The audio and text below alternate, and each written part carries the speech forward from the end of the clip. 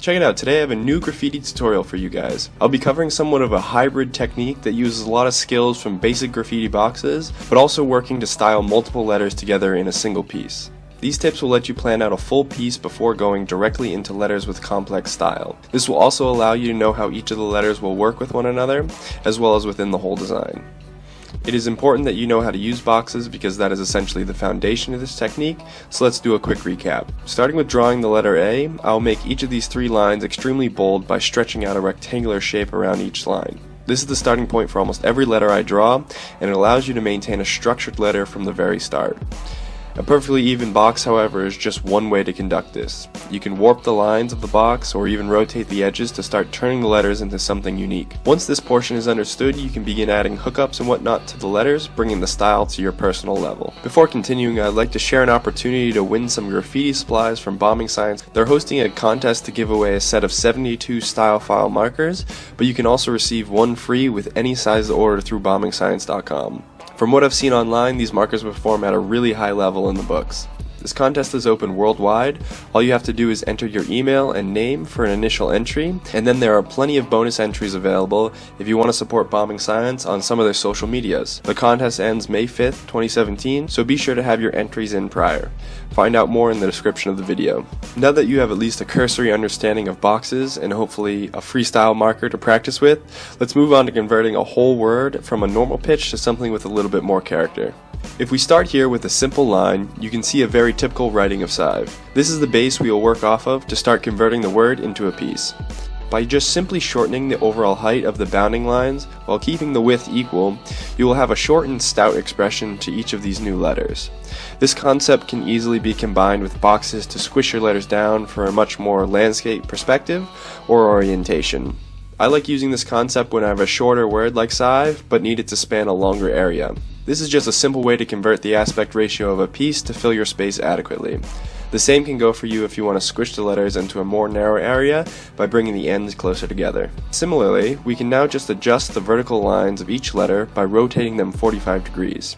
You will begin to see what is familiar as an italic lettering structure. I will keep a rather normal width to each letter, but the pitch allows for a totally different feel even though I've just added something so simple to them.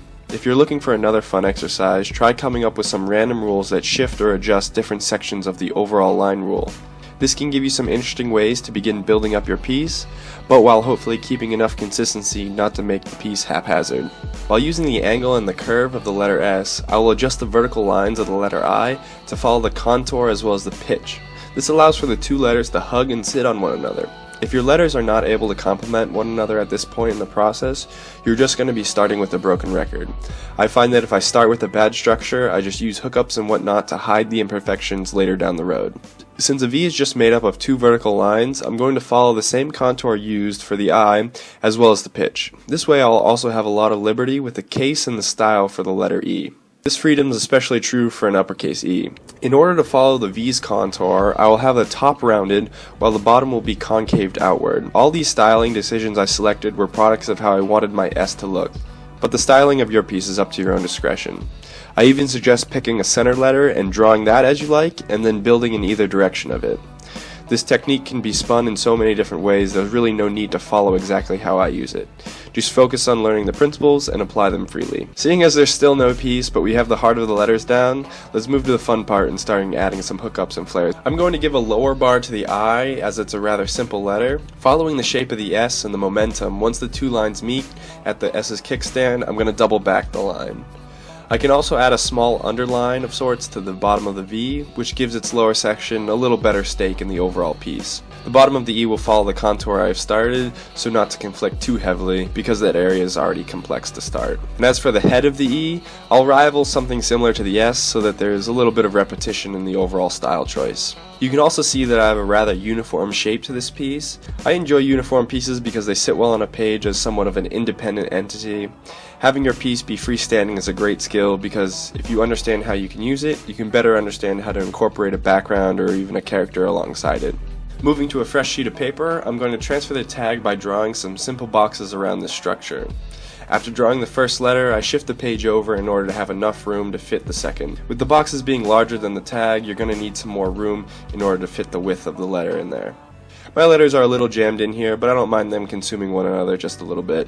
Repeat this process until you have all your basic boxes on this new page.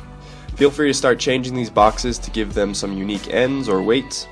As long as you keep an understanding of how the core of the letter is made up, you can make hookups and arrows freely throughout the piece. You can even convert some of these boxes into them directly. Seeing that some of my letters were very close to one another, I actually broke down some of the sections where they touched. This gave a softer transition between the complex areas. Setting up rules like breaking a line where two letters intersect makes up a large portion of the style for this piece. Needless to say, rules are meant to be broken, but style is ultimately your artistic rules, and in graffiti, these simple rules convert the simple letters into the great pieces that they are. I like to sometimes combine and adjust rules to see how I can make a piece within those requirements. This is in some ways similar to a battle, but with my intentional handicaps. I finished this piece out with a simple vanishing point 3D and a bubble force field to add some more contrast to the plain black and white fill. I could have also played with line weight in this piece, but that is clearly enough content for an entirely separate tutorial, so maybe be on the lookout for something of that nature.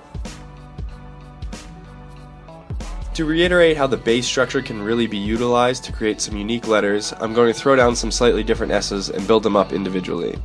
The first two are really simple straight letters, and despite both having similar flow, they are totally different beasts when you box them up. The first S looks like it has a huge chest, which would give me a challenge when having the letter I follow it.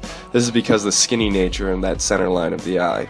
Drawing some more rounded edges on the third S, followed by some opposite contours on the bottom half, gave a really nice effect.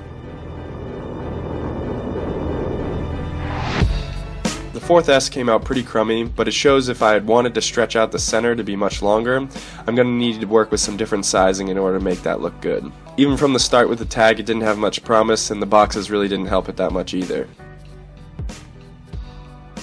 The last cursive S was a simple way to round out the samples to give a really uniform style. Don't think of these tips as just to be used with really complex letters, use them to maintain a good structure on even simple typography.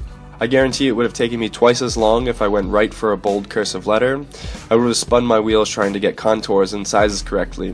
Whereas when I have a skeleton here, I can simply make the line bold around its center. Once again, if you have a strong base like this, it's easy to build up the piece and it's guaranteed to be better. These tips are not the law by any means. Take these as a few different ways I like to plan out my own pieces before diving into hours of sketching.